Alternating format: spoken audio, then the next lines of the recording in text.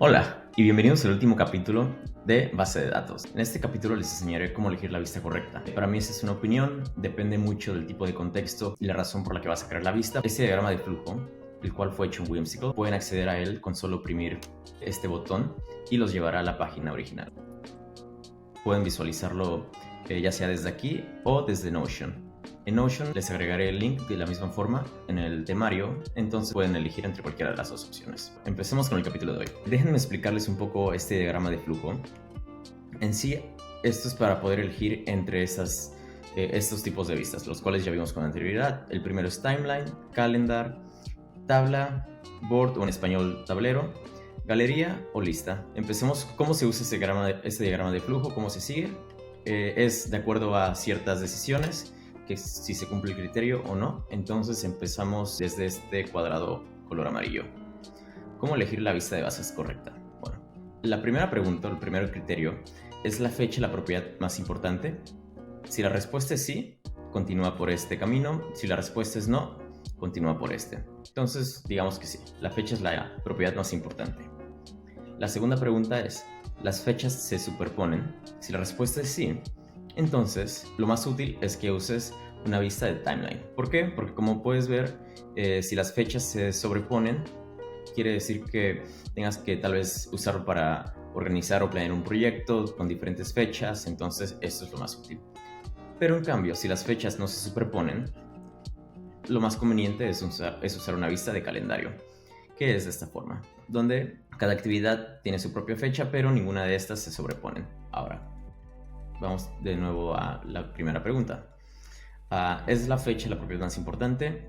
Si la respuesta es no, la segunda pregunta que hay que hacer es, ¿el contenido debe ser fácil de editar? Si la respuesta es sí, continuamos con la segunda pregunta. ¿Hay categorías importantes en tu base de datos? Si la respuesta es no, entonces utilizaremos tabla.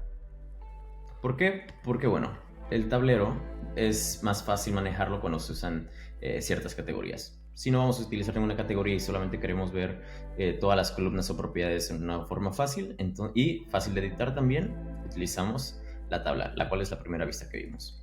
En cambio, si hay categorías importantes en tu base de datos, entonces la respuesta es sí, porque como ya vimos, esto te permite categorizar esto por ciertos estados o tal vez materias o tareas o incluso crear subgrupos dentro de los grupos.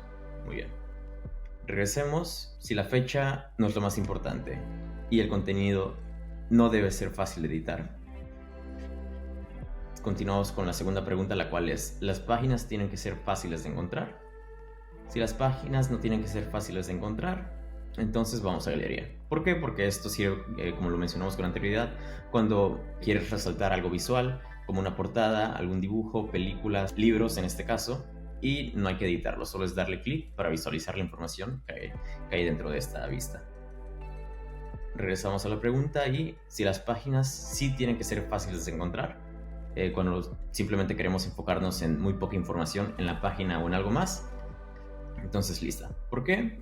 Porque aquí podemos elegir, porque como lo vimos con anterioridad, en lista vas a poder ver la página y tú puedes seleccionar si agregar una, dos o más propiedades. Lo recomendable es solamente dejar una propiedad, pero bueno, si ese es el caso, lista es la mejor vista. Eso sería todo por el tutorial de hoy. Como lo dije, depende mucho del contexto y para qué lo vas a usar, pero espero que eso les sirva.